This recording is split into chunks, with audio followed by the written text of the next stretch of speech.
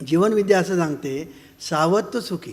म्हणून इथे तुम्ही सावध राहिलं पाहिजे की कॉन्शियस माइंडमध्ये सगळे जे विचार येतील ते सगळे हार्मोनियस असले पाहिजेत, ते सगळे कन्स्ट्रक्टिव्ह असले पाहिजेत, ते सर्व पीसफुल असले पाहिजेत, ते सर्व उत्तम असले पाहिजेत.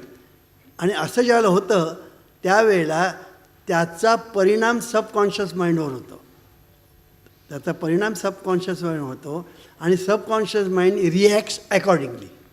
म्हणून डॉक्टर मर्फींचं एक सुंदर वाक्य आहे, when the thoughts deposited in the subconscious mind are harmonious, constructive and peaceful, the magic working power of the subconscious mind will respond and bring about harmonious conditions, agreeable surroundings and the best of everything.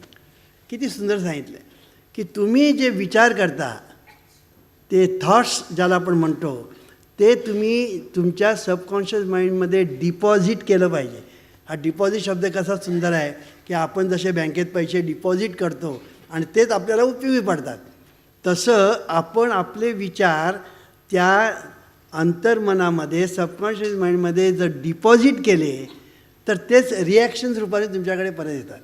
All your experiences, conditions, events and acts are the reactions of your subconscious mind to your thoughts. काय सुंदर बघा की तुमचं जीवन ए to Z, तुमचं जे जीवन आहे it is nothing but reaction to your thoughts. तुमच्या ठिकाणी जे तुम्ही जे ते पेरलेलं असतं ना, विचार पेरलेले असतात तेच पुन्हा रिॲक्शन होऊन तुमच्याकडे परत येतात आणि जीवनात साकार होतात.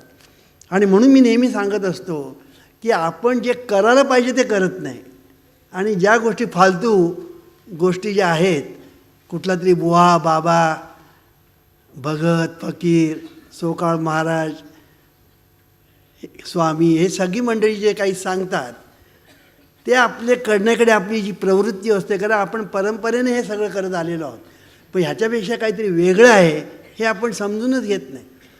दैनंदिन जीवनामध्ये आम्ही विमान वापरतो, आपण टेलिफोन वापरतो, आपण मोबाईल वापरतो, आपण लिफ्ट वापरतो, सगळ्या प्रकारच्या सुविधा ज्या सायन्सने आपल्याला दिलेल्या आहेत त्या वापरतो. पण सायन्सने जे काही आपल्याला आणखीन काही सांगितलेलं आहे म्हणजे निसर्ग नियमांना शोधून काढणं, हे सायन्सचं काम आहे.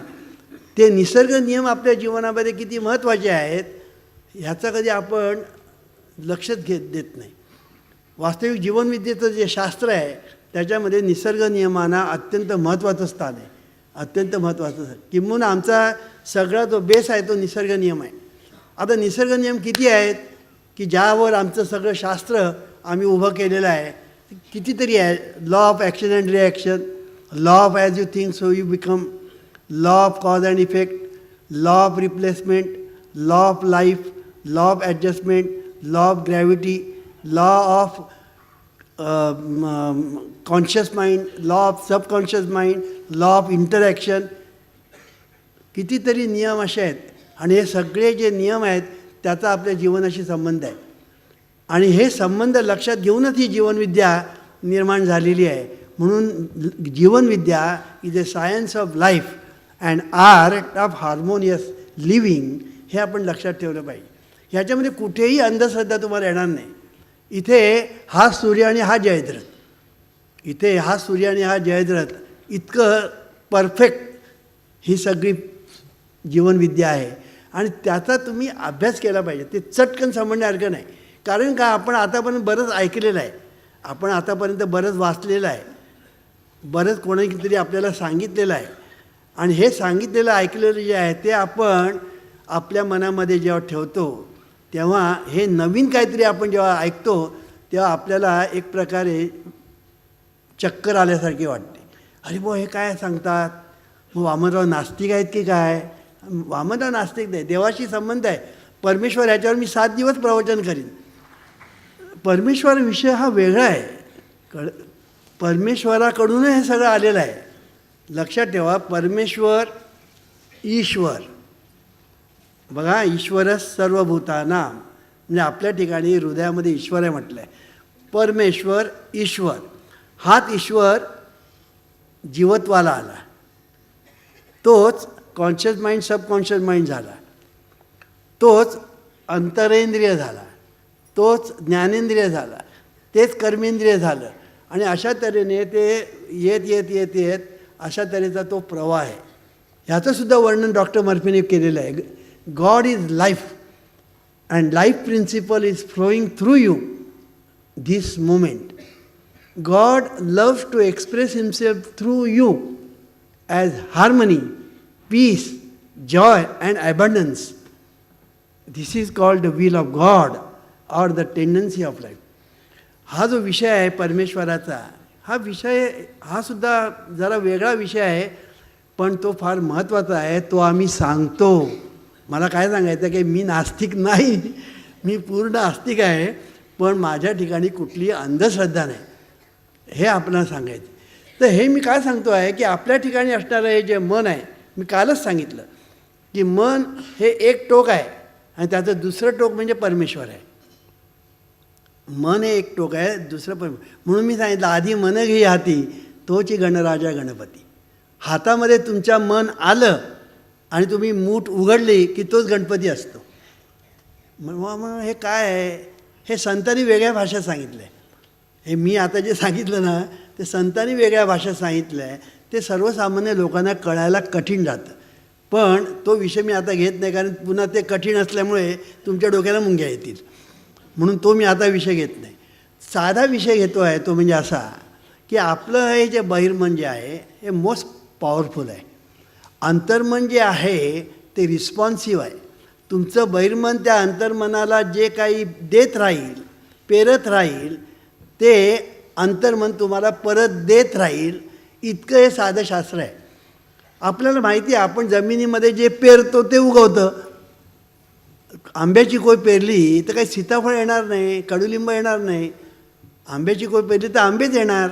तसं तुम्ही जे पेराल तेच उगवणार, दुसरं काही उगवणारच नाही. तसं बहिर्मन हा शेतकरी, अंतर्मन हे शेत आणि आपले विचार ह्या बिया.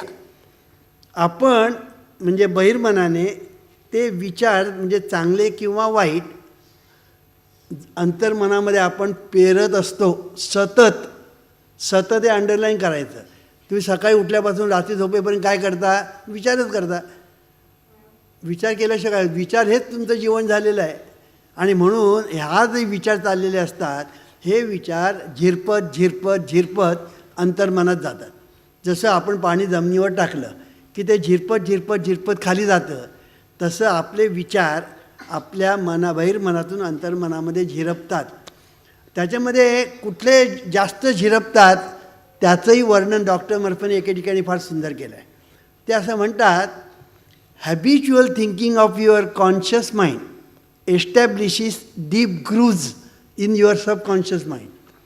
Busy your mind with concepts of health, harmony, peace and goodwill, and wonders will happen in your life. Your subconscious power multiplies and magnifies whatever you deposit in it. इतकं हे सुंदर असं हे शास्त्र आहे. आणि हे शास्त्र आपण जर नीट समजावून घेतलं तर आपल्या जीवनातले प्रश्नही सुटतात आणि आपण सगळे आनंदी होतो. पण हे समजावून घेतलं पाहिजे.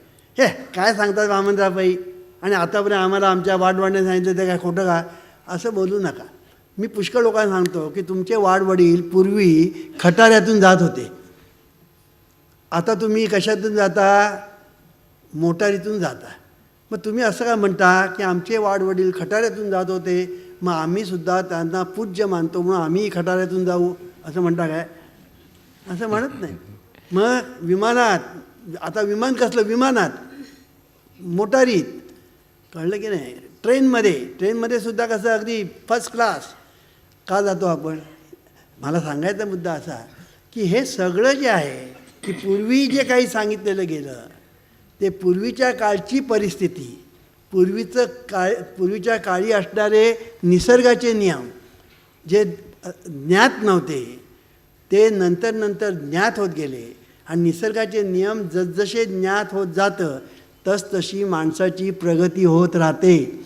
म्हणून सायन्सचं जे काम आहे ते एकच असतं की निसर्गाचे नियम शोधून काढणे आणि ते मानवी जीवनाला त्याचं ॲप्लिकेशन करून मानवी जीवन सुखी करणं हा खरं सायन्सचा उद्देश आहे. पण गंमत अशी होते की सायन्स हे कोणाच्या हातात गेलं, चांगल्या माणसाच्या हातात गेलं तर सायन्सने आपल्याला सगळ्या प्रकारच्या सुविधा मिळतील आणि वाईट लोकांच्या हातात ॲटम बॉम्बसारख्या गोष्टी निर्माण होतील. आज बघा दहशतवाद ज्याला आपण म्हणतो, हा दहशतवाद म्हणजे काय, अनिष्ट लोकांच्या हातामध्ये अनिष्ट गोष्टी गेल्या, त्याचा परिणाम असा झाला की आज दहशतवाद नावाची गोष्ट निर्माण झाली. एक युद्ध झालं ॲटम बॉम्बचं तर सगळेच लोक मरून जाते अशी परिस्थिती आहे. हे सायन्सचंच काम आहे. म्हणून सायन्स कोणाच्या हातात आहे हा महत्त्वाचा भाग आहे. आणि म्हणून चांगल्या लोकांच्या हातात जर सायन्स असेल तर ते जगाला सुखी करण्याचं सामर्थ्य विज्ञानामध्ये आहे. जगाचं नंदनवन करण्याचं सामर्थ्य विज्ञानात आहे. पण त्याला आत्मज्ञानाची ब्रह्मज्ञानाची जोड मिळाली तर ते लवकर होईल. आणि म्हणून जीवनविद्या असं सांगते की परमार्थ आणि संसार या दोन्ही गोष्टी महत्त्वाच्या आहेत. पण त्या दोन्ही गोष्टी महत्त्वाच्या आहेत याचा अर्थ ते वॉटरटाईट कंपार्टमेंटसारखे सेपरेट आहेत असं मात्र नाही, तर ते एकमेकांना जोडलेले आहेत. संसारच जीवनविद्या असं सांगते की संसारच तुम्ही असा युक्तीने करा की परमार्थाच्या मुकामाला तुम्ही आपोआप जाऊन पोचाल.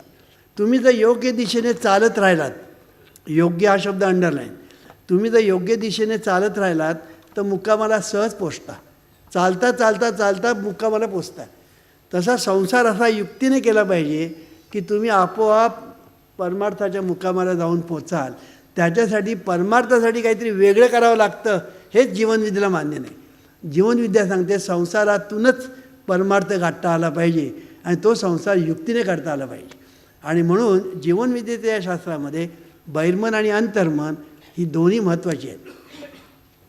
आता अंतर्मनाचं काय शास्त्र आहे की अंतर्मनामध्ये आपले जे विचार जातात ते विचार हळूहळू मूळ धरतात. हळूहळू ते एकदम धरत नाहीत, हळूहळू मूळ धरतात. मग नंतर त्या ठिकाणी ते मुरतात, मग तिथून ते स्फुरतात आणि जीवनामध्ये साकार होतात असं आहे.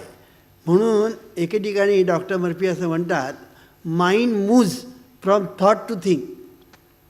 Mind moves from thought to think म्हणजे आपलं हे जे मन आहे ते विचार करत ते साकार होतं. म्हणजे विचार सरकत ते साकार होतं, म्हणजे आकाराला येतं. Mind moves from thought to think. आता तुम्ही असं म्हणाल बा विचारामध्ये एवढं सामर्थ्य आलं कुठून, तर त्याचं कारण असं की विचारामध्ये पंचमहाभूतं आणि चैतन्य शक्ती आहे. विचारामध्ये पंचमहाभूतं आणि चैतन्य शक्ती आहे म्हणून हे विचारामध्ये सामर्थ्य आहे. म्हणून आपण बोलतानाच म्हणतो विचारशक्ती असं आपण म्हणतो. विचार ही शक्ती आहे आणि ह्या विचारामध्ये पंचमहाभूतं वास करतात. उदाहरणार्थ द्यायचं झालं तर विचार स्फुरण्यासाठी जो अवकाश लागतो तो अवकाश म्हणजे आकाश आहे तत्त्व. विचार स्फुरतो त्याच्यात गती येते, ती गती म्हणजे वायुतत्व. विचारामध्ये जे सामर्थ्य आहे ते आहे विचारांचं तेजतत्व. विचार जेव्हा प्रवाहित होतो तेव्हा त्याला जलतत्व असतं आणि ते जेव्हा साकार होतं तेव्हा ते पृथ्वीतत्व असतं. आणि चैतन्याचा आविष्कार म्हणजे विचार, म्हणून विचारामध्ये चैतन्य शक्ती आहे. आणि अशा तऱ्हेने पंचमहाभूतं आणि चैतन्य शक्ती विचारामध्ये वास करतात म्हणून विचारामध्ये एवढी प्रचंड ताकद आहे. As you think so you become. तुम्ही जसे विचार कराल त्याप्रमाणे तुमच्या जीवनाला आकार मिळेल. पण आज आपली परिस्थिती काय आहे, आपण सहज निगेटिव्ह थिंकिंग करतो. सहज कोणाला इथे बसल्यापैकी जर अपवाद सोडला तर बहुतेक सगळी मंडळी काळजी करतात, चिंता करतात, दुःख करतात, एकमेकांचा मत्सर करतात, द्वेष करतात, निंदा करतात, चेष्टा करतात, कुचेष्टा करतात सहज. हे आपण किती सहज आहे की आपण एक करतो आहे हे सुद्धा आपल्याला ठाऊक नाही, इतकं ते सहज झालेलं आहे. सहज म्हणजे आता बघा, आपण श्वासोश्वास करतो, आपल्याला माहिती तरी आहे का श्वासोश्वास चाललं आहे? नाही, कारण तो सहज चाललेला आहे. तसं आपण ह्या गोष्टी इतक्या सहज करतो की त्या आपण करतोही आपल्याला ठाऊक नाही. पण तुम्ही जरी त्या सहज केल्या आणि तुम्हाला जरी ते ठाऊक नसलं तर त्याचे परिणाम जे व्हायचे ते होतात, म्हणजे अनिष्ट परिणाम ते होतात. हे आपण लक्षात ठेवलं पाहिजे. म्हणून एके ठिकाणी मर्फी म्हणतात की ज्याला आपण देव असं म्हणतो, ईश्वर, त्याला कुठल्याही तऱ्हेने तुम्ही शिव्या देऊ नका. God has nothing to do with unhappy or chaotic conditions in the world. These conditions are brought about by man's negative and destructive thinking. It is therefore silly to blame God for your troubles and sufferings. असं म्हटलेलं आहे. आपल्या जीवनामध्ये जे काही अनिष्ट घडतं त्याचं एकच कारण म्हणजे अनिष्ट विचार. आणि म्हणून अनिष्ट विचार करण्याची जी सवय माणसाला जडलेली आहे ती सवय बदलायची आणि त्याच्या जागी चांगल्या विचारांची सवय जडवून घ्यायची. ते आपोआप घडतं. अनिष्ट विचारांची सवय आपोआप, तर चांगल्या विचारांची सवय प्रयत्नपूर्वक घडवून आणावी लागते. आणि त्याच्यामध्ये काय कठीण अशातली गोष्ट नाही, पण ते सोपी जर आपल्याला व्हायला पाहिजे असेल ना, तर त्याला उत्तम उपाय म्हणजे संगती. त्याला उत्तम उपाय म्हणजे संगती. माणूस हा आहे ना, हा माणूस कसा आहे, हा सोशल ॲनिमल आहे. तो जसा 4 लोकांमध्ये आल्याशिवाय त्याचं जीवनच नाही. आणि म्हणून त्याला संगती आपोआप मिळते. आणि ही जी संगती मिळते त्याप्रमाणे त्याच्या जीवनाला गती मिळते. म्हणून दारू पिणाऱ्या लोकांच्या संगतीत गेला की तो दारू पितो, जुगार खेळणाऱ्याच्या संगतीत गेला की तो जुगार खेळतो, गुटखा खाणाऱ्या लोकांच्या संगतीत गेला की तो गुटखा खातो. अशा तऱ्हेने माणूस ज्या संगतीमध्ये जातो त्या संगतीप्रमाणे त्याच्या जीवनामध्ये गती त्याला प्राप्त होत असते. म्हणून संगती फार महत्त्वाची आहे. आणि या सर्व संगतीमध्ये सर्वात महत्त्वाची संगती म्हणजे आई. तर मुलाला पहिली जी संगती मिळते ती आईची मिळते. मूल जन्मल्यानंतर त्याला पहिली जी संगती मिळते ती आईची मिळते.